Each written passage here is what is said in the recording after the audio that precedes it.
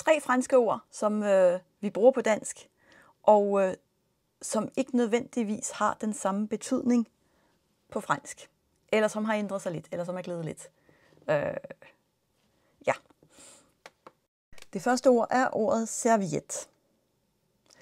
En serviet på dansk er primært noget, man tørrer sig om munden med.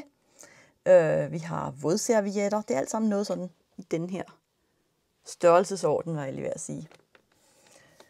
Og vi har også overført vådservietter til for eksempel til rengøringsvådservietter og sådan noget der, ikke? På fransk er serviet primært et håndklæde. Og det gælder både det helt store badelagen. Man siger faktisk også drap de plage, altså lagen. Hvad hedder drap? Men det er primært et håndklæde. Man bruger det også om sådan en serviet ved bordet. Der er faktisk ikke rigtig andre ord for sådan en, man bruger ved bordet. Så det hedder simpelthen det samme. En serviet. Og en serviet, det kan minsandten også være et bind. Det fulde navn er serviet hygienique, ligesom vi har hygiejnebind. Men i daglig tale siger man bare en serviet. Og så kan det minsandten også være en attaché-mappe. Det er lidt sjovt, at vi bruger et fransk ord, attaché-mappe. Men det er en lidt gammeldags eller meget formel position at være attaché. Og det er typen, der har den slags mapper.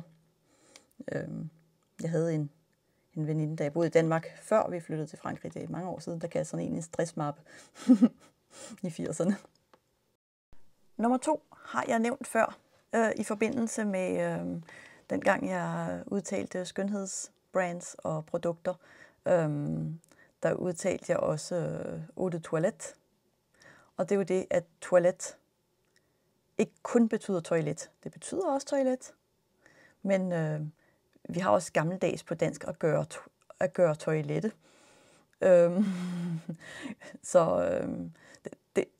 Faire sa toilette, det betyder at vaske sig og gå i bad, gøre sig ren, ikke? Og une toilette er ikke et toilet. Der siger man altid i flertal jo, at det er toilet.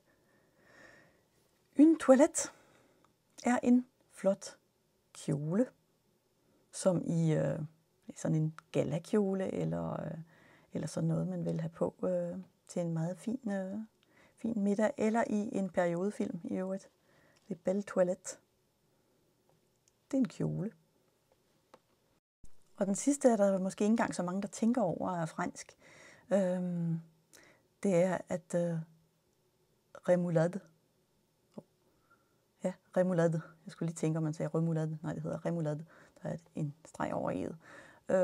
Altså, remoulade er et fransk ord.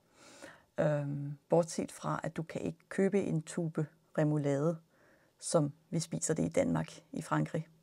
Det er en meget dansk opskrift. Især fordi den er så sød, som jeg snakker om i en anden video, så er der ikke ret mange retter, hvor man blander salt og sødt i Frankrig. Ikke så mange som i Danmark i hvert fald. Men remoulade, det er en form for dressing. Jeg har også haft en anden video, hvor jeg fortæller lidt om sovs og dressing. For eksempel er en meget lækker crudité, altså råkostret, som man kan bruge til forret. Selleri remoulade, som simpelthen er reven rå selleri, altså knoldselleri, i den her remouladesauce, som nærmest er noget mayonnaise med tilsat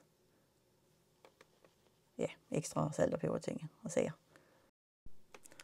Så den her remoulade, det er jo altså en ting, man spiser som en hel ret eller et helt tilbehør til en forret, og ikke som en dressing.